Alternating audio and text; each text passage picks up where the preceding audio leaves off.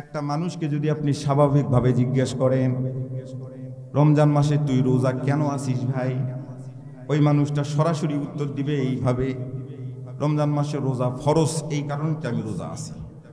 এটা হলো উত্তর। রমজান মাসে রোজা ফরজ করে দিয়েছে, এই জন্য আমি রোজা আছি।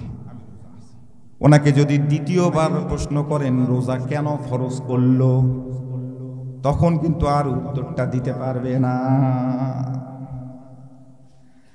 আল্লাহ রাব্বুল আলামিন এটার উত্তর দিয়ে দিলেন, কুতিবা আলাইকুমুস সিয়াম, রমজান মাসের রোজা ফরজ করে দিয়েছি তোমাদের উপরই শুধু না, তোমাদের উপরই শুধু না, তোমাদের পূর্ববর্তী যারা নবী রাসূল এসেছিল, যারা উম্মতেরা এসেছিল ওই পয়গাম্বরের, সেই মানুষগুলার উপরও আমি রমজান মাসের এরকম রোজা ফরজ করে দিয়েছিলাম। সুবহানাল্লাহ বলেন। এরকম ভাবে আমি রোজাকে ফরজ করে দিয়েছিলাম। যদি প্রশ্ন করা হয় কেন ফরজ করলো, রোজার ফরজের করার পিছনে কারণটা কি, এর এক নাম্বার উত্তর, একটাই উত্তর, একমাত্র উত্তর, সেটা হচ্ছে এই মানুষগুলা যেন মুত্তাকি হতে পারে। আল্লাহু আকবার। সম্মানিত হাজিরিন, এটা যেভাবেই ইমাম সাহেবের আপনাদেরকে বুঝা, কয়েক জুমা থেকে আপনাদেরকে বুঝাচ্ছে, মুত্তাকি যেন হতে পারে। এই মাইকটা যিনি আবিষ্কার করেছেন, এই মাইকের প্রধান কাজ, এক নাম্বার কাজ, ছোট্ট আওয়াজকে বড় করে উপস্থাপন করা, এটাই হলো মূল কাজ, অন্য কিন্তু কাজ নয়। কথা বলেন ঠিক কিনা? এখন মূল কাজটা যদি এটা না করতে পারে, ব্যর্থ হয়ে যায়, মাউথপিসটা যদি নষ্ট হয়ে যায়, ব্যর্থ হয়ে যায়, কাজ না করতে পারে, তাহলে এটা সরাসরি ভাঙনির দোকানে যাবে, ডাস্টবিনে যাবে। কথা বলেন ঠিক কিনা? এই যে আমার হাতে একটা মোবাইল ফোন দেখছেন, এই মোবাইল ফোন, এই মোবাইল ফোনটা যিনি আবিষ্কার করেছেন তার প্রধান লক্ষ্য, প্রধান উদ্দেশ্য হলো মোবাইল ফোনটার মধ্যে যদি ব্যালেন্স থাকে তাহলে এক জায়গার কথা আরেক জায়গায় যাবে, সেকেন্ডে, মুহূর্তে দেশ বিদেশে কথা বলা যাবে। এটা হলো মোবাইল ফোনের প্রধান কাজ। মোবাইল ফোনে ঘড়ি আছে, মোবাইল ফোনে চুল আঁচড়ানো যায়, মোবাইল ফোনে বিভিন্ন কাজকর্ম করা যায়। এটা হলো মৌলিক কাজ নয়, এটা হলো প্রাসঙ্গিক ক্রমে অন্যান্য কাজ এখানে যোগ দেওয়া হয়েছে। কথা বলেন ঠিক কিনা? কিন্তু মোবাইল ফোনের প্রধান কাজ হলো আরেক জায়গায় কথা বলা, দেশ বিদেশে কথা বলা, এক জায়গা থেকে আরেক জায়গায় যেন কথা যায়। যদি এই মোবাইল ফোনটা দিয়ে কথা না যায়, কথা বলা যাচ্ছে না, তাহলে এই মোবাইল ফোনটা অকেজো, এটা সরাসরি ডাস্টবিনে যাবে অথবা ভাঙড়ির দোকানে যাবে। এই তো নাকি বাবারা? কথা বুঝতে পারতেছেন না? একটু হা না কিছু বলে। সম্মানিত বাবারা আমার, হাতের ঘড়িটার প্রধান কাজ হলো, যিনি আবিষ্কার করেছেন, সময় মতো সময় দেওয়া, ঠিকঠাক সময় দেওয়া। 2 ঘন্টা পর পর ফাস্ট হবে, 2 ঘন্টা পর পর 10 মিনিট স্লো হবে।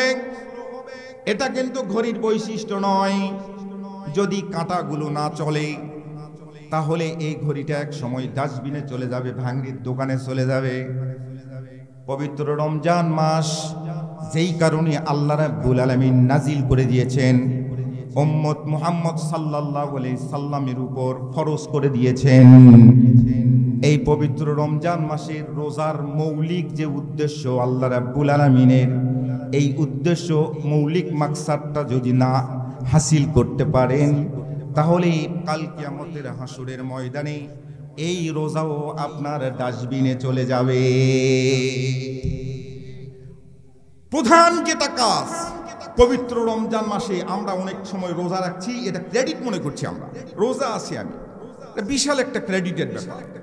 কিন্তু আল্লাহ রাব্বুল আলামিন বান্দাদেরকে এই 14 ঘন্টা 15 ঘন্টা না খেয়ে রেখে আল্লাহ রাব্বুল আলামিন মজা নিচ্ছেন, এরকম বিষয়টা নয়।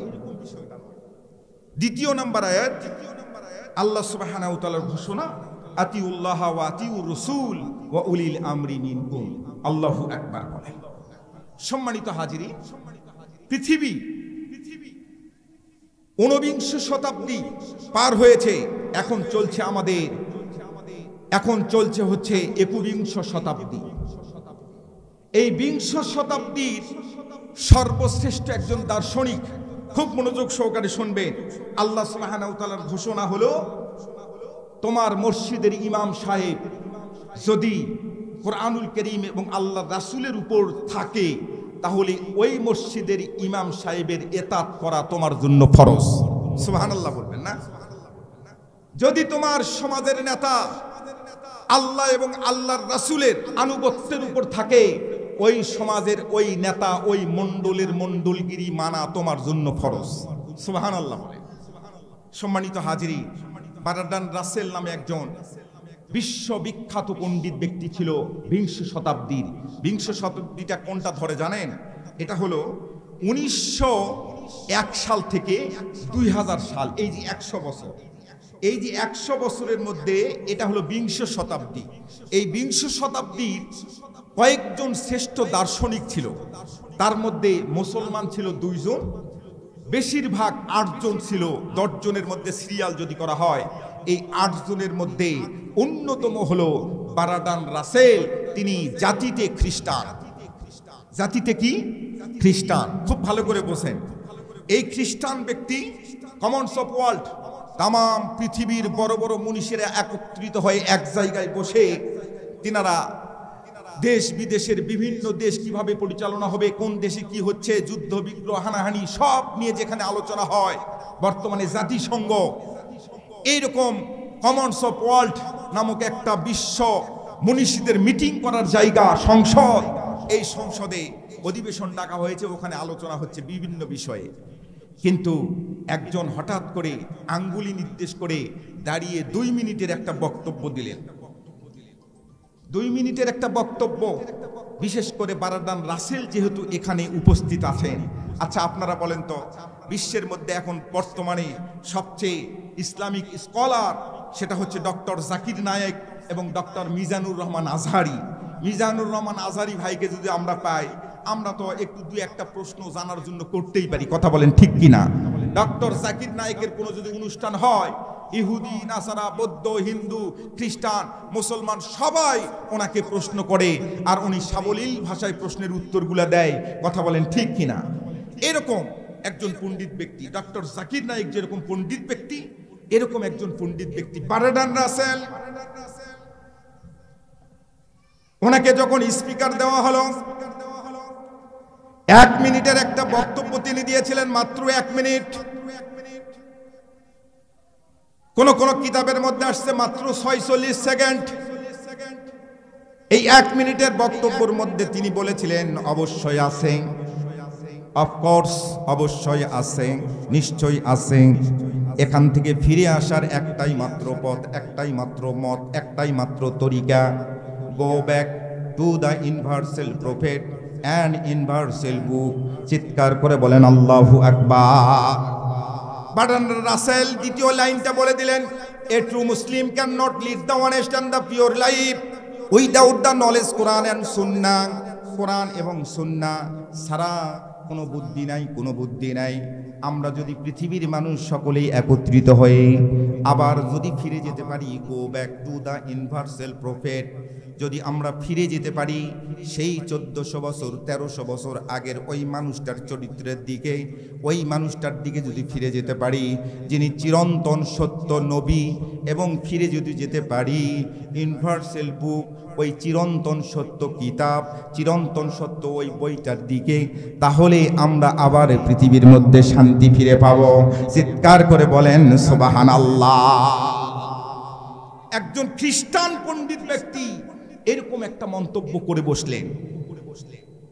সমস্ত কমন্স অফ ওয়ার্ল্ডের সমস্ত নেতৃবৃন্দ ধরে বসলেন, এমন একটা মানুষের নাম আপনি বলেছেন, উনি নাকি সর্বশ্রেষ্ঠ একজন সন্ত্রাসী ছিল। নাউজুবিল্লাহ বলেন।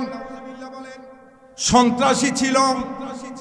তখন কমন্স অফ ওয়ার্ল্ডের মধ্যেই এই ব্যক্তি বারট্রান্ড রাসেল আস্তে করে বলে দিলেন, না না, তিনি সন্ত্রাসী, তিনাকে সন্ত্রাসী বলা হোক, তিনাকে যত রকম অপবাদ দেওয়া হোক না কেন, আমার মন বলছে the superman in the world, Muhammad সাল্লাল্লাহু আলাইহি সাল্লাম ইজ দ্য সুপারম্যান। তিনি পৃথিবীর মধ্যে একমাত্র সুপারম্যান। ওনার মতো সুপারম্যান আর পৃথিবীর জমিনে কেউ আসবে না।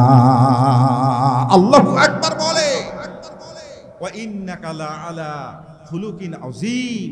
আল্লাহ রাব্বুল আলামিন যার চরিত্রের সার্টিফিকেট দিয়ে বলছেন, ও পয়গম্বর, তাম পৃথিবীর যত মানুষ এসেছে, যত মানুষ আসবে, যত মানুষ গত হয়েছে, সবার চেয়ে উত্তম চরিত্র আমি আল্লাহ আপনাকে দান করেছি।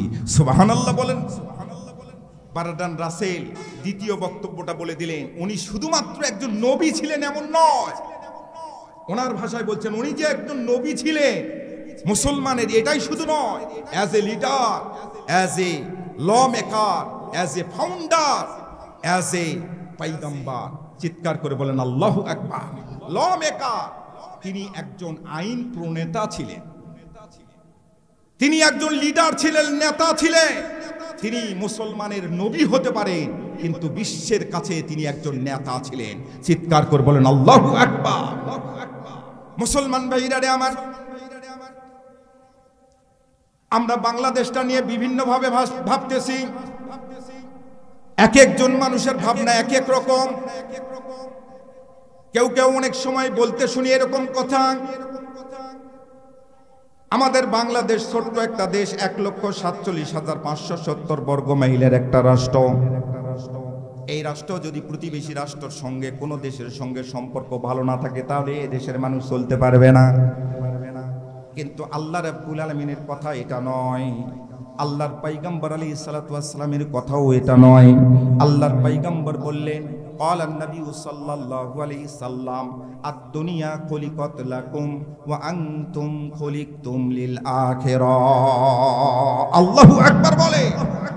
আল্লাহর পয়গম্বর বললেন, তুমি যদি একজনকে কন্ট্যাক্ট করতে পারো, একজনকে যদি বাগায়ে আনতে পারো, একজনের যদি তুমি গোলামি করতে পারো, একজনের যদি তুমি ইবাদত করতে পারো, একজনকে যদি তুমি খুশি রাখতে পারো, তাম পৃথিবীর কোনো প্রভুর কাছে গোলামি করার দরকার নাই, কোনো প্রেসিডেন্টের কাছে গোলামি করার দরকার নাই। তোমার দেশের মধ্যেই আমি আল্লাহ রাব্বুল আলামিন সোনা উৎপাদন করে দিব। চিৎকার করে বলেন সুবহানাল্লাহ। আমাদের বাংলাদেশ জন্মভূমি, আমাদের এই দেশটা নিয়ে আমরা বিভিন্ন চিন্তা এবং চেতনা করি, বিভিন্নভাবে ভাবি যে হাইরে এ দেশটার কি হবে, এ দেশটার কি হবে। কিন্তু বাংলাদেশের একটা উজ্জ্বল ভবিষ্যৎ আছে, আলহামদুলিল্লাহ বলেন। উজ্জ্বল ভবিষ্যৎ আছে। আজ থেকে বহু বছর আগে ইংরেজরা যখন এই দেশটা শাসন করত, বারো ভূঁইয়া, আমরা বই পুস্তকে পড়েছি, বারো ভূঁইয়া, বাবর, সম্রাট বাবর, বাবরের ছেলে হুমায়ুন, হুমায়ুনের ছেলে আকবর, আকবরের ছেলে সম্রাট জাহাঙ্গীর, জাহাঙ্গীর যখন এই ভারত উপমহাদেশ শাসন করছিলেন, তখন ইংরেজদের শাসনকর্তা ছিল, ব্রিটিশদের শাসনকর্তার নাম ছিল রানী ভিক্টোরিয়া। ইতিহাস শোনেন, রানী ভিক্টোরিয়া তিনি বাণিজ্যিক কাজ সম্পন্ন করার জন্য তিনার একজন রাষ্ট্রদূতকে এ দেশে পাঠিয়ে দিয়েছিলেন তৎকালীন সময়। তার নাম হলো টমাস র। টমাস র এসেছিলেন এই দেশে। আমরা ইতিহাস থেকে যেটা পাই, এ দেশে আল্লাহ সুবহানাহু ওয়া তাআলা পয়গম্বর আলাইহিস সালাতু ওয়াস সালামের কোনো সাহাবী কাউকে পাঠাই নাই, আল্লাহর ওলিরা এসেছেন। সুবহানাল্লাহ বলবেন না? ইংরেজের রানী ভিক্টোরিয়া, তিনার রাষ্ট্রদূত টমাস র, উনি এই দেশে আসলেন সম্রাট জাহাঙ্গীরের সঙ্গে একান্ত বৈঠক করার জন্য। একান্ত বৈঠক করছে, বৈঠক প্রাক্কালে এক পর্যায়ে টমাস র বলে দিলেন, সম্রাট মহোদয়, আমি একটু আপনার এলাকাটা ঘুরতে চাই। আমি শুনেছি আপনার এই এলাকার মধ্যে অনেক নদ নদী আছে, সবুজ নাকি ক্ষেত আছে। আমি পৃথিবীর জমিনে অনেক জায়গা ঘুরেছি, কিন্তু আপনার দেশটা ভালো করে দেখা হয়নি, আপনার দেশটা একটু দেখতে চাই। প্রধান সেনাপতিকে অর্ডার করা হলো। তখন তো মাইক্রোবাস, জিপ গাড়ি নাই, ঘোড়ার গাড়ি সাজানো হলো। রানী ভিক্টোরিয়ার সর্বশ্রেষ্ঠ একজন রাষ্ট্রদূত টমাস র, ওনাকে রাষ্ট্রীয় সংবর্ধনা দিয়ে বিভিন্নভাবে তাকে ঘোড়ার গাড়ি সাজানো হলো। ঘোড়ার গাড়ি সাজিয়ে তাকে উঠানো হলো ঘোড়ার গাড়িতে। নদ নদী খাল বিল বিভিন্ন কিছু দেখছেন, দেখাশোনা করছেন। যখন ঘর একেবারে মাথার উপর সূর্যটা চলে আসছে, সূর্যটা যখন মাথার উপর চলে আসছে, প্রচন্ড গ্রীষ্মকালীন একটা গরম গরম যখন অনুভব করছে, তিনার গলার মধ্যে পিপাসা লেগে গেল, কথা বলতে পারছে না ঠিক মতো। এমন সময় তিনার চোখের মধ্যে পড়ে গেল সারি সারি নারিকেলের গাছ, ডাবের গাছ। সুবহানাল্লাহ বলেন। আমাদের দেশে সারি সারি নারিকেল গাছ, ডাবের গাছ চোখের মধ্যে পড়ে গেল। টমাস রো এক সময় প্রধান সেনাপতিকে বলছেন, এগুলো কি গো, কোন ফল? এই ফল তো জীবনে আমি খাইনি। টমাস রো আগ্রহ করে যখন ফলটা খেতে চেল, যখন চাইলেন, তখন আস্তে করে একজন প্রজাকে উঠায়ে দেওয়া হলো। আমাদের দেশের কিছু নারিকেল পাওয়া যায়, কিছু ডাব পাওয়া যায়, এই ডাবগুলোর শ্বাস খেতেও খুব সুস্বাদু। কথা বলেন ঠিক কিনা? এমন কোনো মানুষ নেই আমরা খাই নাই, আমরা জানি না।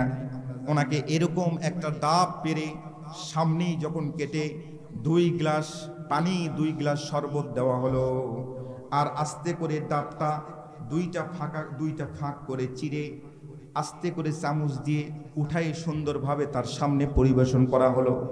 ইনি 2 গ্লাস শরবত খেয়ে এতই তৃপ্তি বোধ করেছেন, রানী ভিক্টোরিয়ার কাছে গিয়ে তিনি গল্প করেছেন, পৃথিবীর জমিনে বহু রাষ্ট্র দেখেছি, বহু জায়গা ঘুরেছি, কিন্তু এমন একটা জায়গাতে আমাকে পাঠিয়ে দিয়েছেন, যেই জায়গায় একটা ফলের মধ্যে 2 গ্লাস শরবতও পাওয়া যায়, আবার 2টা রুটিও পাওয়া যায়। আল্লাহু আকবার বলবেন না? তাই তো কবির ভাষায় বলতে হয়, এমন দেশটি কোথাও খুঁজে পাবে না কো তুমি, সে যে সকল দেশের রানী আমার জন্মভূমি। আল্লাহু আকবার বলে। এই দেশটাকে নিয়ে যারাই হলি খেলা খেলতে চায়, মুসলমানদের মনের যদি পরিবর্তন না করা যায়, আগামী দিন ইরাক শুধু ইরাক শুনেছে, আফগান শুধু আফগান শুনেছে, চেচনিয়া বসনিয়া শুনেছেন, ইরান শুনেছেন, কাশ্মীর শুনছে, আজকে প্রতিবেশী রাষ্ট্র মায়ানমার শুনছে।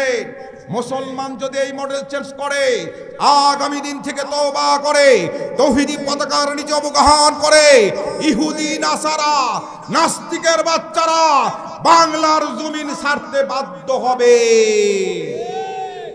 শুধুমাত্র মুসলমানের মডেল চেঞ্জ করতে হবে। চেঞ্জ করার সময়টা হলো পবিত্র রমজান মাস। সুবহানাল্লাহ বলবেন না?